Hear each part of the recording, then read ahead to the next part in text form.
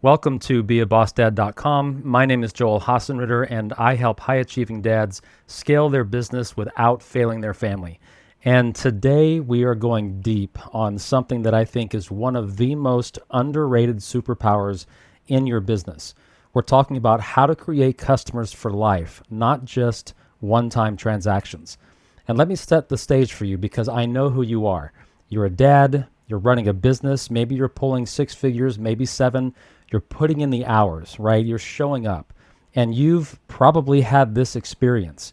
You close a deal, you deliver the work, the client seems happy. Maybe they even say, man, that was great. I'll definitely be back. And then silence. They ghost you. They don't come back. They don't refer anyone. They just vanish.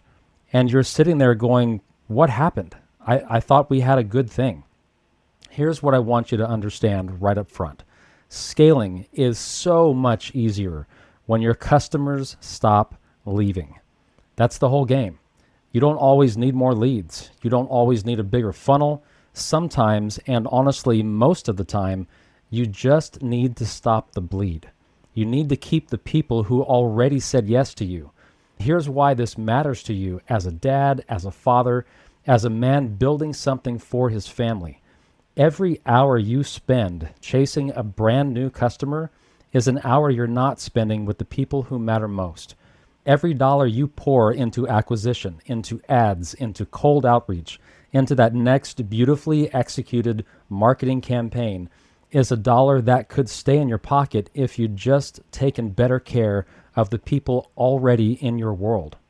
So today I'm going to walk you through the real economics of retention. The numbers that will literally make your jaw drop. We're going to talk about why customers leave even when they're satisfied. And yeah, that's actually a real thing. You and I both know it. We'll build out your reactivation and check-in rhythms so you have a system for staying connected. I'm going to show you surprise and delight tactics that don't cost a fortune. And then we'll talk about building a community feel around your service, because that's the thing that turns a transaction into a relationship. Okay, let's get into it. So let's start with the money, because I know at some level you're a numbers guy. You have to be at some level, right? You're running a business. And the numbers on customer retention are honestly staggering. Here's what the research tells us. According to a landmark study by Bain & Company, which was featured in the Harvard Business Review, increasing your customer retention rate by just 5% can boost your profits by 25 to 95%. Let me say that again. A 5% improvement in keeping customers can nearly double your profit. Now think about that in the context of your life. What would doubling your profit look like to you? Not so you can buy a nicer car, although if you want one, great, but so you can buy back your time. What if doubling your profit meant that you could finally hire that operations person so you're not working until 9 p.m. every night? What if it meant you could be home for dinner 5 nights a week instead of just 3? That's what we're really talking about here. Retention isn't a boring business metric, it's a freedom metric. And it gets even more compelling because the data shows that acquiring a new customer costs 5 to 25 times more than retaining an existing one. 5 to 25 times. So if you're spending, say, $500 to acquire a customer through ads and marketing, you could retain that same customer, keep them coming back for maybe 20, 30, maybe $100. The math is wildly in your favor. Here's another one that blew my mind. The probability of selling to an existing customer is 60 to 70%. For a brand new prospect, it drops to between 5 to 20%. So you're literally 3 to 4 times more likely to close a deal with someone who already knows you, likes you, and trusts you. And yet, the crazy part is most business owners spend the vast majority of their marketing budget chasing strangers. Here's one more stat before we move on, because this one connects directly to your bottom line. Research shows that loyal, repeat customers spend on average 31 to 67% more than first-time buyers. That's from another Bain & Company study from 2026. They buy more often, They buy more of your premium offers, and they require less handholding because they already trust you. So let me frame this for you the way that we talk about it in the Boss Dad universe. In the 6-month Boss Dad Accelerated, we teach something that we call the customer success metrics. These are specifically your customer lifetime value, or your LTV, and your customer acquisition cost, or CAC. The goal, the healthy benchmark, is to have an LTV to CAC ratio of at least 3-to-1, more if you can, and that's how things actually scale on a big exponential level. That means for every dollar you spend to get a customer, they should generate at least, at minimum, $3 in lifetime value. When your retention is strong, that LTV number goes up. It goes way up without you spending an extra dime on acquisition. That's not just good business. That's the freedom formula that we talk about. That's how you scale a business that serves your family instead of consuming it. Now, let me take this a step further, because I don't want to just throw stats at you. I want you to feel this at your core. Think about it this way. Every customer who leaves is revenue you have to replace. And replacing revenue takes time. And time, as we talk about all the time in the Boss Dad community, time is the one thing you can't get more of. You can always make more money. There's probably been a time in your life where you had less than you do now, and you've made it back. You'll do it again. But when you run out of time, time with your kids, time with your family, when you run out of those moments, that's time you never get back. And I've said it before, I'll say it again, there are roughly 940 Saturdays between your child's birth and when they leave for college. 940. That's it. That's all you get. So when I talk about customer retention, I'm not just talking about revenue. I'm talking about reclaiming your Saturdays. I'm talking about scaling a business where the revenue is predictable, where the customers keep coming back, where you're not on the hamster wheel of just constant acquisition. So you can actually be present. So you can be the dad whose kids light up when you walk through the door because they know you saved the best of who you are for them. In our Boss Dad Accelerator, we talk about this idea that an SOP isn't a boring document. It's a future bedtime story that you get to read. Well, a customer retention system, that's a future Saturday you get to protect. Every system you build that keeps a customer coming back is one less hour you have to spend hustling for a new one. So here's what I want you to write down right now. And I mean, seriously, pause the video if you need to. Write this down. Retention is my freedom strategy. Put it on a sticky note. Put it on your desk. Put it somewhere that you're going to see it, because everything we're about to cover flows from that mindset shift. Okay, now that we've established why retention matters, and I know that's kind of an obvious statement to make, but it matters to go over, let's talk about why customers leave, and specifically why they leave even when they seem happy. Because this is the part that really messes with your head. You've probably had it happen. A client finishes a project with you.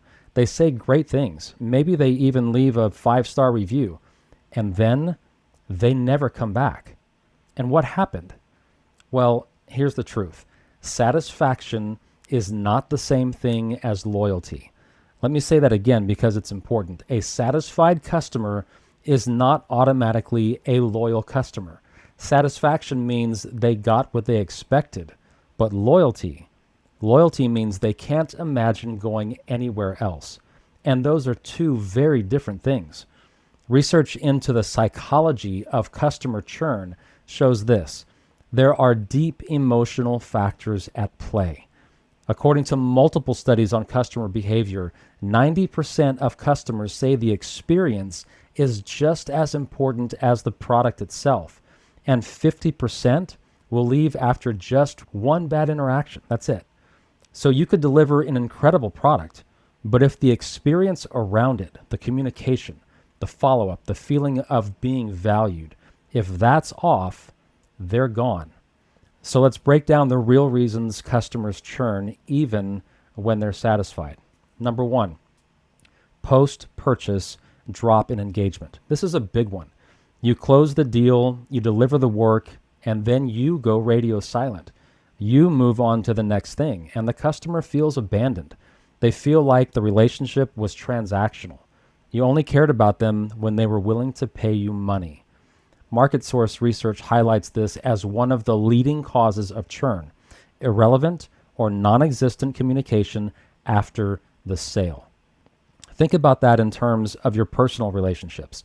Imagine if your spouse poured all this energy into dating you and wooing you and making you feel special, and then the second you said I do, they stopped trying. That marriage is going to have problems, right? I think we can both agree on that. It's the same thing with our customers. The courtship doesn't end at the sale. That's actually where it really begins. Number 2, they don't feel seen, known, or understood. According to a 2026 analysis, 71% of consumers now expect some form of personalized interactions, and 60% say personalization directly motivates them to purchase again. So when a customer feels like they're just a number in your CRM, just another invoice, they start looking around. But when they feel like you actually know them, you actually remember them, you actually care about their specific situation, that's magnetic. Number 3, they achieved their initial goal and see no reason to stay. This is what Lincoln Murphy, a well-known customer success strategist, calls the happy but leaving problem. The customer got what they came for. The project is done. The pain is solved. And without a next step, without a reason to continue the relationship, they move on. Not because they're unhappy, but because there's no forward momentum. And number 4, a competitor offered something, anything, new. Here's the thing. Your competitors don't have to be better than you. I've talked about that in previous videos. You don't have to be better than your competitors. And your competitors don't have to be better than you. They just have to be present when you are absent. If you're not staying in front of your customers, somebody else will. It's not about being paranoid. It's not what it's about, but it is about being proactive. Now, let me draw another parallel here because I think this is something that will really land for you. Everything I just described about why customers leave, it's the same reason relationships suffer at home. Think about the guilt sandwich I've talked about in previous videos, and we talk about this all the time in the Boss Dad framework. It's that feeling of being at work and thinking about your family. And it's the feeling of being at home and thinking about work. You're physically present in one location, but emotionally absent at the same time. And over time, that disconnect erodes trust, even if everyone is technically fine. Your customers experience the same thing. They might be fine with your product. They might enjoy it even. But if they don't feel an emotional connection to your brand, to the transformation that you provide, if they don't feel valued and remembered and prioritized, they're vulnerable. They're one competitor ad away from walking right out the door. So here's the reframe. The same skills that make you an amazing husband and father, presence, intentionality, follow through, are the exact same skills that create customers for life. You already have this in you. You're doing this at home, hopefully. We just need to build a system around it. And that's actually the beauty of the Boss Dad approach to business. We believe that systems create freedom. In our accelerator, we teach the 3 Ps: people, product, and process. I did an entire video on this, which I'll link in the description below. Customer retention lives at the intersection of all 3. The first P is people.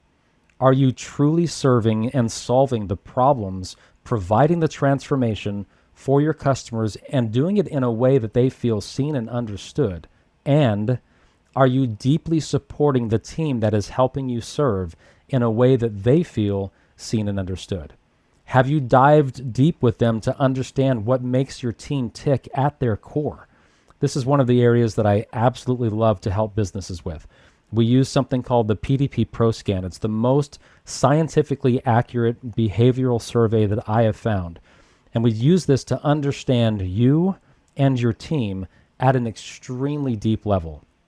I'm talking about leadership styles and communication styles, management styles, energy styles, who they are in their natural self, and importantly, how their behavior shifts under stress.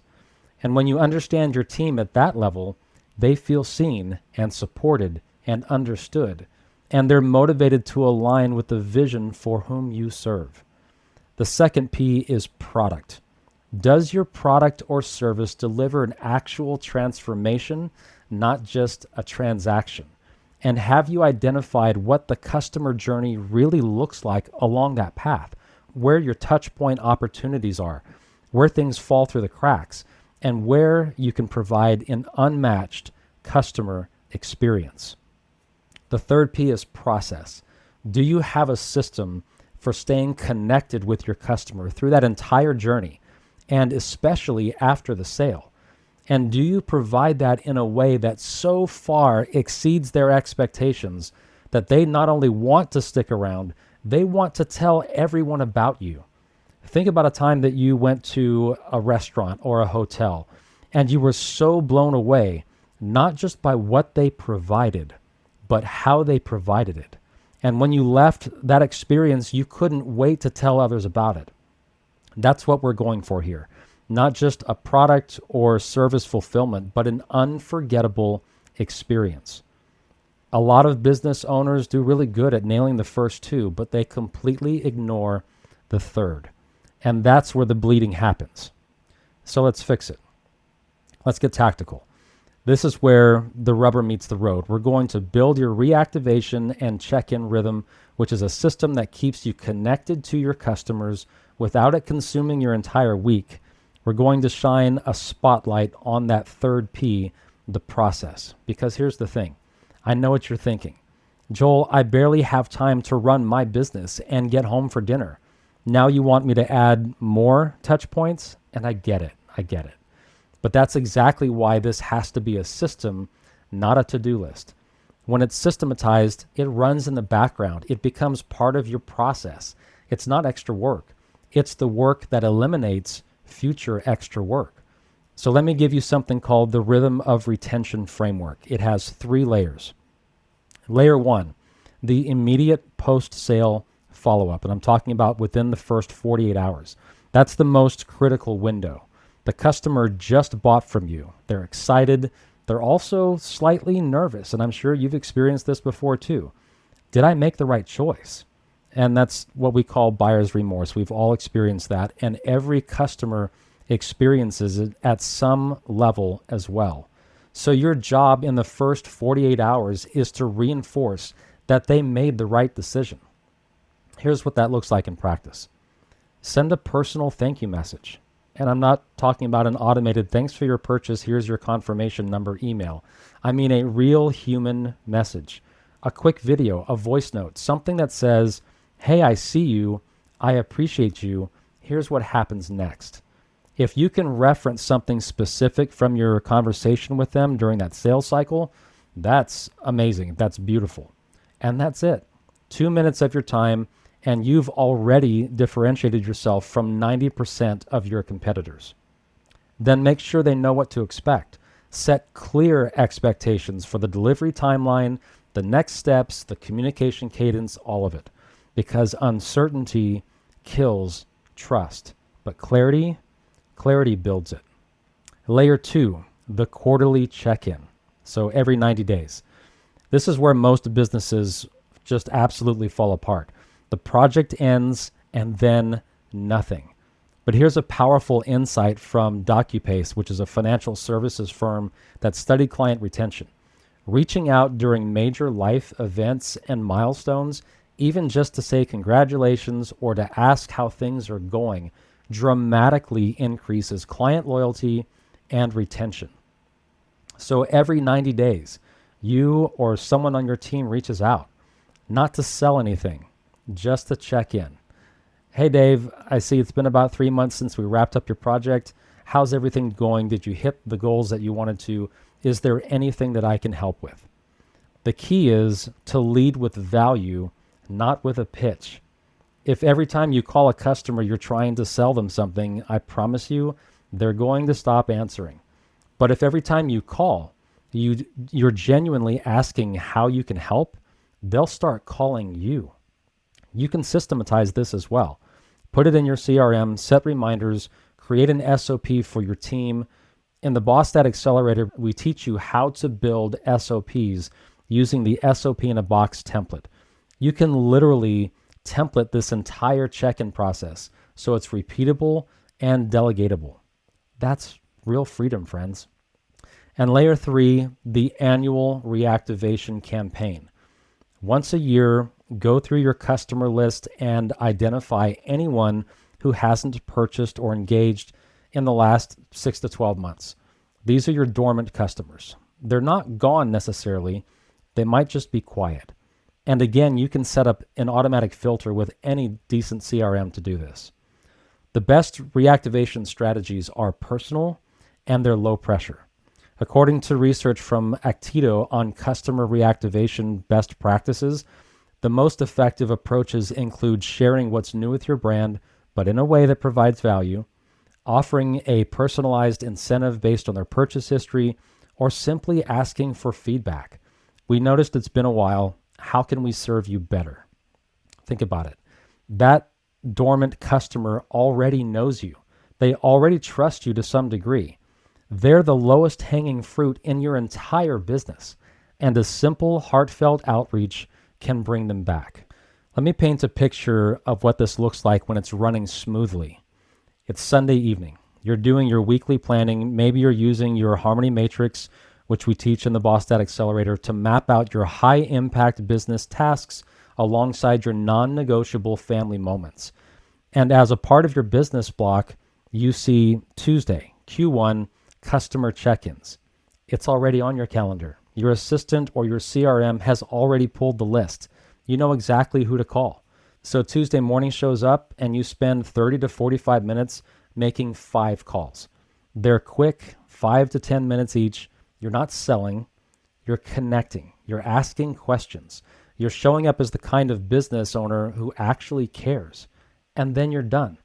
The rest of your Tuesday is protected for deep work and family time. That's the system. It's not complicated, I realize, but it has to be intentional. And here's a pro tip. One of the most powerful things you can do on a check-in call is to ask for feedback. Not in a please rate us 1 to 5 kind of way, but genuinely, what's one thing we could do better? What's one thing you wish we offered that we don't? That kind of question does 2 things.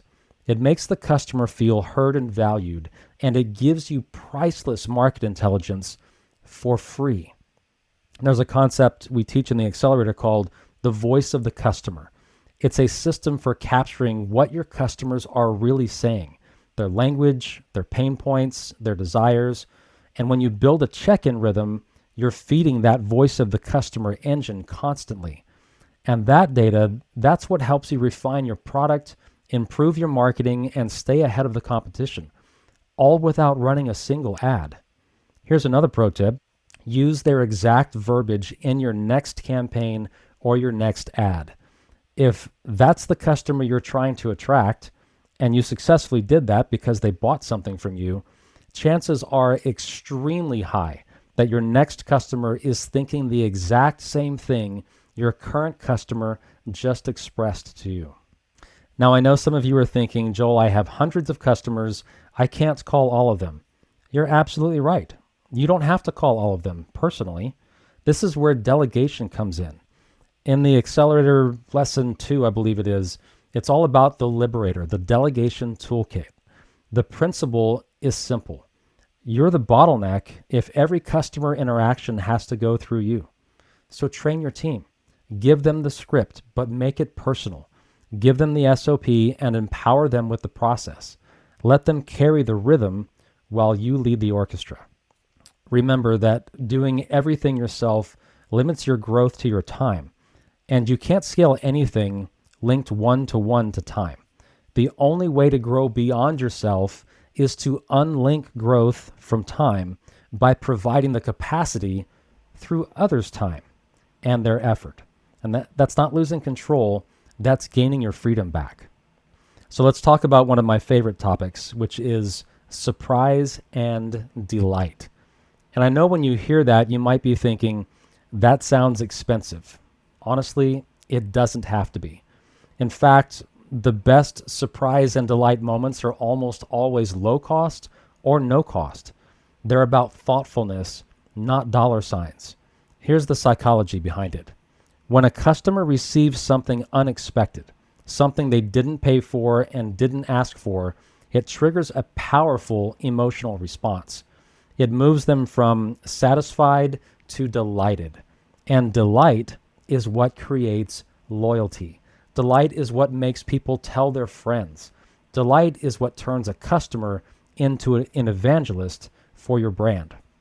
According to research from ITA Group, they're a leader in customer engagement strategy. The most effective surprise and delight tactics are personalized and rooted in customer values, not just random freebies. When you surprise someone with something that shows you actually know them, it creates an emotional bond that's incredibly hard for a competitor to break. So let me give you some practical, low-cost ideas that you can start using this week. Number one, the handwritten note. I know, it sounds old school, but that's exactly why it works. In a world of automated emails and chatbots and AI systematizing all kinds of things, a handwritten card that says, "Hey, I just wanted you to know how much I appreciate your trust in us," that's remarkable. It costs you a stamp and 3 minutes, and the ROI is enormous. Number two, the unexpected check-in after a win. If you see, say on LinkedIn, that a customer hit a milestone, maybe they launched a product, they got a promotion, they celebrated a business anniversary, reach out. Not to sell, just to celebrate. "Hey, I saw the news. That's incredible. Congratulations." That's it. That simple act says, "I'm paying attention to you as a person, not just as a revenue line." Number three, the "I thought of you" share. When you come across an article, a podcast, a book, or a resource that would genuinely help a specific customer, send it to them. You can say, "Hey, I was listening to this podcast and they talked about exactly the challenge you mentioned the last time we spoke. I thought you might find it helpful." That's a surprise that costs you $0 and positions you as someone who's always looking out for them. Number four, the loyalty moment. This could be a small discount on a renewal, a free upgrade, or early access to new service. The key word is unexpected. If it's expected, like a standard loyalty program that we all kind of have on the side, it's nice, but it doesn't create delight. Delight comes from the unexpected. According to the Metroport Chamber of Commerce, even simple gestures like including a handwritten thank you in a delivery, or offering a surprise bonus item, or providing an unexpected personalized follow-up can dramatically increase repeat business and referrals. And five, celebrate their anniversary with you. Track the date that a customer first started working with you. On their 1-year anniversary, for instance, send a message. "Hey, it's been a year since we started working together. I just want you to know how much that means to me and my team. Here's to many more." Now, here's the thing. None of these are expensive. None of them require a big team, but they do require intentionality. They require you to care enough to build the system. And that's really what separates businesses that have customers for life from businesses that are always churning. Let me connect this back to home for a second. Think about the MVP one-page plan. I talked about this in previous videos. We create that in the B.O.S.S Accelerator. That's your most valuable person plan. It's a one-sheet strategy for each of your kids and your spouse that tracks their birthday, their favorite things, their love language, their ambitions. The purpose is so you can show up with intentional, personalized connection. So when it's time for a gift or a celebration, you know exactly what would speak to their heart. Your customers deserve that same level of care. Not the same depth, perhaps, but the same principle. Know them, see them, show up for them in a way that feels personal. That's the surprise, because most businesses, they don't do that. That's the delight. Okay, coming back to the home stretch now, I saved one of the most powerful retention strategies for last. Because everything we've talked about so far, the economics, the check-ins, the surprise and delight, all of that is about the one-to-one relationship between you and a customer. But the highest level of retention, that's when your customers don't just feel connected to you, they feel connected to each other. That's community. When you build a community around your service, something magical starts to happen. Your customers start to identify with your brand, and it becomes part of who they are. And that identity, that's almost impossible to leave. Think about a brand like Harley Davidson. People don't just buy a motorcycle. They join a tribe. They get the jacket. They go to the rallies. They are Harley people. That's what I mean by community.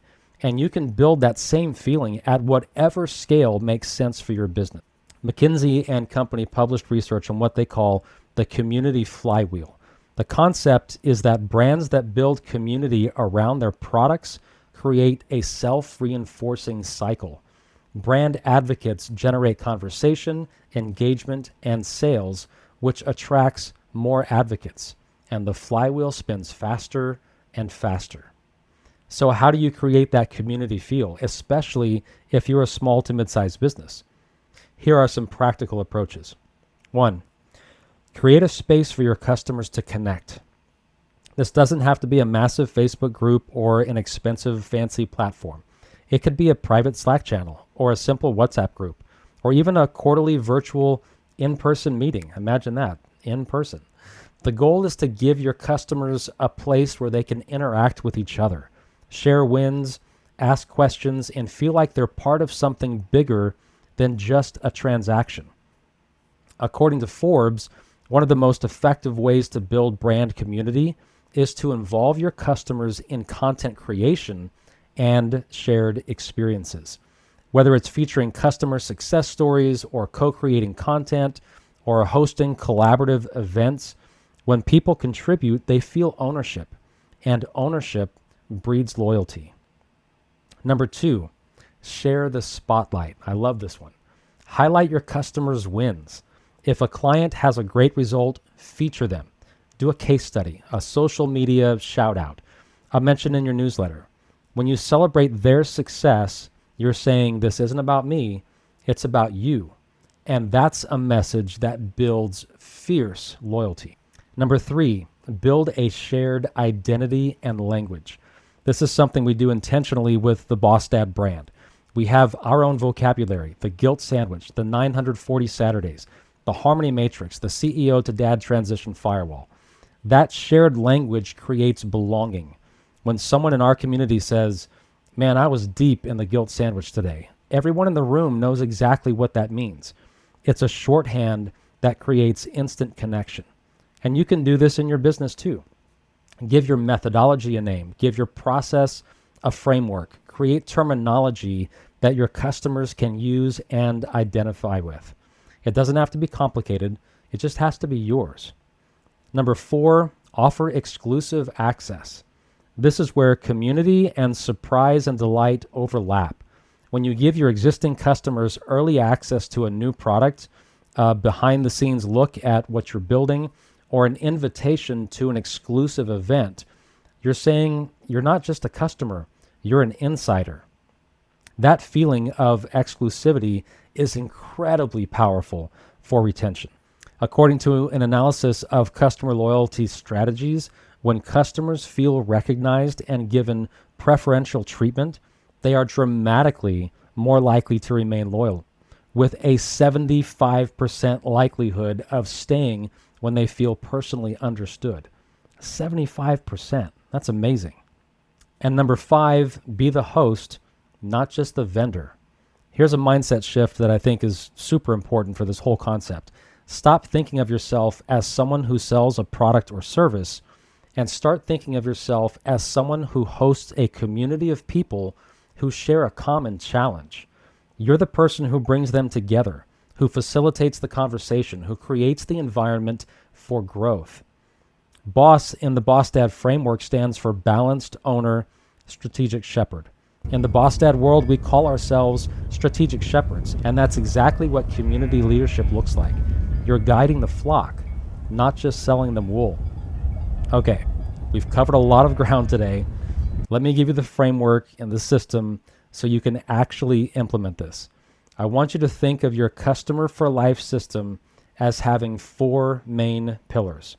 And wouldn't you know it, they map right back to the 3 Ps we teach in the B.O.S.S Accelerator with an extra one for good measure. Pillar 1, people. Know your people deeply. Go beyond demographics. Go into psychographics. Understand your customers as humans. What are their goals? What keeps them up at night? What does success look like for them? Build a system, whether it's in your CRM, a simple spreadsheet, a Notion database, or a filing system, where you track meaningful details about each customer. Their birthday, their business anniversary, the goals they shared with you, their family situation. This is your customer MVP plan. And just like the most valuable person plan we have built for our kids and spouse in the accelerator, build one for your top customers. And remember, the people pillar isn't just about your customer. It's about your team. It's about the ones that are giving of their time and energy to support the vision that you are trying to bring to the world. Because when you know what makes your team tick, you can surround them with exactly what they need so that they wake up wanting to come to work, not just dreading another Monday. Pillar 2, your product. Deliver a transformation, not a transaction. Your product has to be genuinely excellent. That's table stakes. But beyond that, are you delivering an actual transformation? Are your customers' lives or businesses measurably better because they worked with you? If the answer is yes, your retention problem is solvable. If the answer is sort of or maybe, that's the deeper issue to address first. I did an entire video on this as well, which I'll link below. Remember, people don't buy a drill because they want a drill. They don't even buy one because they want a hole in the wall. They buy the memories of the picture frame that will hang on that wall. So don't sell the drill or the hole, sell the memories. That's from our accelerator content, and it applies directly here as well. Pillar 3 is your process. Build the rhythm. This is the operational backbone. Here is your simple retention rhythm. 48-hour follow-up after every sale. Personal, warm, clear expectations. Quarterly check-in. Value first, no pitch, just genuine curiosity. Annual reactivation for dormant customers. Make it a personal outreach or a campaign. Ongoing surprise and delight. An unexpected gesture per month per key account. You can create SOPs for each of these. Systematize what you can, delegate the rest. This isn't extra work. This is the work that prevents 10 times more work down the road. And then finally, pillar number 4 is your culture. Create and cultivate community. Create spaces for connection. Highlight customer wins. Build shared language and identity. Offer exclusive access. Be the host, the shepherd, and the guide. When your customers feel like they belong to something, not just that they bought something, that's when you've won. Here's a stat to cement this in your mind. Research shows that after a customer's 3rd purchase, the probability of them buying again rises to 62%. That means if you can keep a customer through 3 transactions, 3 positive experiences, they become almost self-retaining. The loyalty compounds. So your job is to get them to that 3rd purchase. All right, I don't want you to leave this video inspired but inactive. That's not helpful. I want you to leave with a plan. So here are your action steps, and I'm keeping this super simple because I know you've got a business to run and a family to get home to. Action step 1, calculate your LTV and your CAC. If you don't already know these numbers, this week is the week to figure them out. Your customer lifetime value and your customer acquisition cost. Get those numbers nailed down. Then calculate your LTV to CAC ratio. If it's below 3 to 1, retention is your number 1 growth lever. Action step 2, identify your top 20. Make a list of your top 20 customers, the ones who generate the most revenue, refer the most people, or have the longest relationship with you. Or you could identify the top 20%. These are the ones who are likely driving 80% of your revenue. These are your VIPs. These are your MVPs. Start your retention system with these customers first. Send each one a personal message, not a pitch, but a genuine check-in. How are things going? How can I serve you better? Action step 3, build one SOP. Pick one element of the retention system, which is the 48-hour follow-up, the quarterly check-in, or the surprise and delight, and create a simple, repeatable SOP for it. Write down the steps, template the email, or script the call, make it delegatable. I'll link to a video I did solely focused on this in the description below. Action step 4, schedule your first retention block. Block 45 minutes on your calendar this week, one time, dedicated to customer retention activities, the check-in calls, the thank you notes, whatever feels right. Protect that time like you'd protect a meeting with your most important client, because that's exactly what it is. And action step 5, make the family connection. Tonight, or when you walk through the door, or if you work from home, when you close the laptop, I want you to think about the same principles that we covered. Presence, follow-up, surprise and delight, community. Show up for your family the way you'd show up for your best customer. Run your CEO to dad transition firewall, put the phone in the drawer, and ask your kid, what made you smile today? Because here's the truth. The principles that create customers for life are the same principles that create a family legacy. It's intentionality, consistency, seeing people as humans, not as transactions, and showing up, not just when it's convenient, but when it matters the most. And I want to leave you with one final thought. We started this video talking about the customer who ghosted you, the one who seemed happy but never came back. And I hope by now you understand it wasn't because your product was bad necessarily. It wasn't because you're a bad business owner. It was because the system wasn't there. The rhythm wasn't built. The connection wasn't maintained. But the beautiful thing is you can fix all of that starting today, starting with one call, with one note, with one gesture, with one system. In the Boss Dad world, we believe that the ultimate measure of a man's success is the answer his child gives years from now when someone asks, what was your dad like? That's the legacy question I've talked about. And I want you to expand that perspective today because your customers have their own version of that question.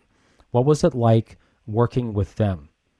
The answer you want is they made me feel like I was their only customer. They followed up, they cared, they went above and beyond. I would never go anywhere else. That's a customer for life. And that's a business that serves your family instead of stealing from it. If this resonated with you, if you felt something shift during this video, perhaps a new perspective, I want to invite you to take the next step. We run a 5-day Boss Dad challenge for an hour each day where we go even deeper into building systems for your business and your family. It's the exact framework that helps dads like you scale their business without failing their families. Head to beabossdad.com to register for the next challenge. The link is in the description below. And if you got value from this video, do me a favor. Share this with a fellow boss dad that values connecting with his family and scaling his business.